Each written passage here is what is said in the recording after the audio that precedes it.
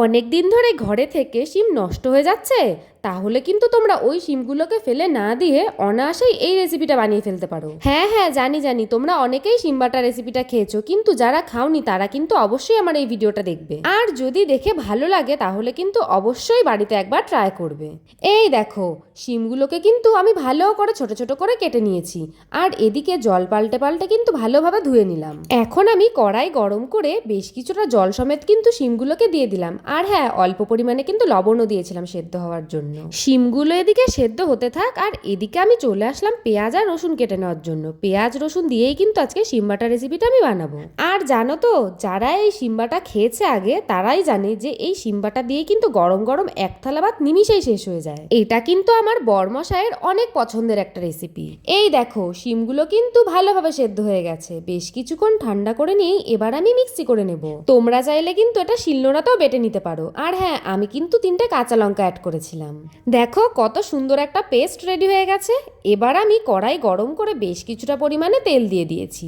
আর তেলটা একটু গরম হলেই অল্প পরিমাণে হলুদ আর অল্প পরিমাণে লবণ দিয়ে বেশ কিছুক্ষণ নাড়াচাড়া করেই আমি ফোড়নে দিয়ে দিচ্ছি কালো জিরে আর শুকনো লঙ্কা। ফোড়নটা একটু ভাজা ভাজা হয়ে আসলেই এখন আমি এর মধ্যে অ্যাড করে দিচ্ছি পেঁয়াজ কুচি। পেঁয়াজগুলো একটু লাল লাল হয়ে আসলেই এখন আমি এর মধ্যে অ্যাড করে দিচ্ছি গ্রেট করে রাখা রসুন।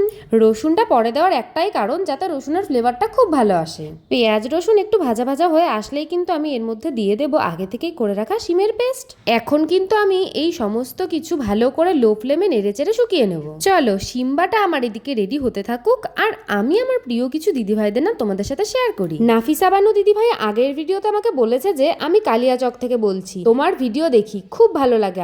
আমার নামটা একবার নিও। এই তো দিদিভাই, আমি তোমার নামটা নিয়ে নিলাম। অর্পিতা মাহাতো দিদিভাই আমাকে কমেন্ট করেছে যে খুব ভালো লাগে তোমার ভিডিওগুলো দেখতে, দিদিভাই প্লিজ আমার নামটা নিও। থ্যাংক ইউ সো মাচ দিদিভাই। সিমরান খাতুন দিদিভাই আমাকে বলেছে যে প্লিজ দিদি আমার নামটা নিও, আমি তোমার সব ভিডিও দেখি আর খুব ভালো লাগে দেখতে। থ্যাংক ইউ সো মাচ দিদিভাই। প্রিয়া দত্ত দিদিভাই আমাকে কমেন্ট করেছে যে আমি তোমার প্রত্যেকটা ভিডিও দেখি আর খুব ভালো লাগে, নেক্সট ভিডিওতে প্লিজ আমার নামটা নিও। এই তো দিদিভাই, আমি তোমার নামটা নিয়ে নিলাম। সুলগ্না দে দিদিভাই আমাকে কমেন্ট করেছে যে তুমি কিন্তু দারুণ রান্না করো, সত্যি আমার দারুণ লাগে। আচ্ছা, আমার নামটা কি তুমি নেবে না? এই তো দিদিভাই, আমি তোমার নামটাও নিয়ে নিলাম। আমার প্রিয় দিদিভাইদের নাম তোমাদের সাথে শেয়ার করতে করতে শিম বাটা কিন্তু আমার একদম রেডি। এবার আমি খেয়ে তোমাদেরকে বলবো যে খেতে কেমন হয়েছে। সত্যি কথা বলতে খেতে তো দুর্দান্ত হয়েছে। তোমরা যারা কখনো খাওনি অবশ্যই বাড়িতে একবার ট্রাই করো। আজকের মতন এইটুকুই, চলে আসবো আবার নতুন একটা রান্নার ভিডিও নিয়ে। চলো সবাইকে টাটা।